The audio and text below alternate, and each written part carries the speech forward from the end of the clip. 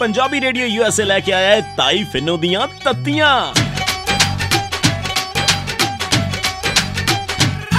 जदों तत्तियां सुनाइयां नी बड़ा दुख लग्या, बड़ा दुख लग्या।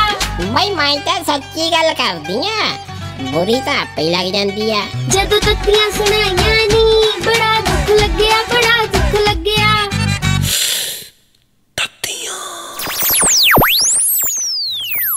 नी अज की जांदा तेरा पंजाबी रेडियो यूएसए। ताई अज तां बड़ी ना मैं इंपॉर्टेंट खबर तैनूं दसनी है। ऐसा कुड़े की?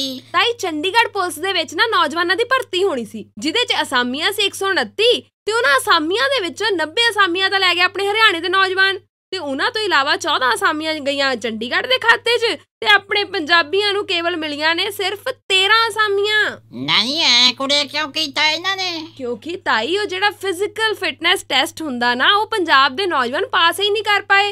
है कुड़े हुण तां कोई लीडर खड़ पंजाब चों फड़ के वड्डे जे बागे वाला।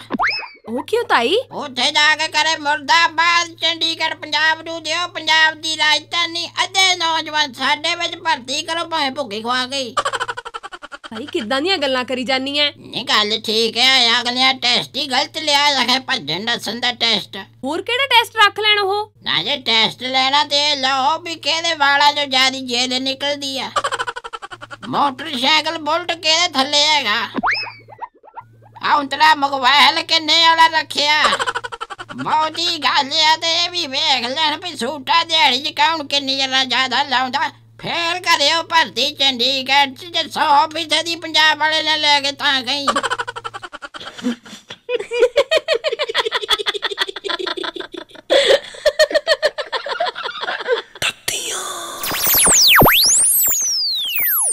मैं तो सच्ची गल करदी आ, बुरी तो आपे ही लग जांदी आ। जदों तत्तियां सुनाइयां नी बड़ा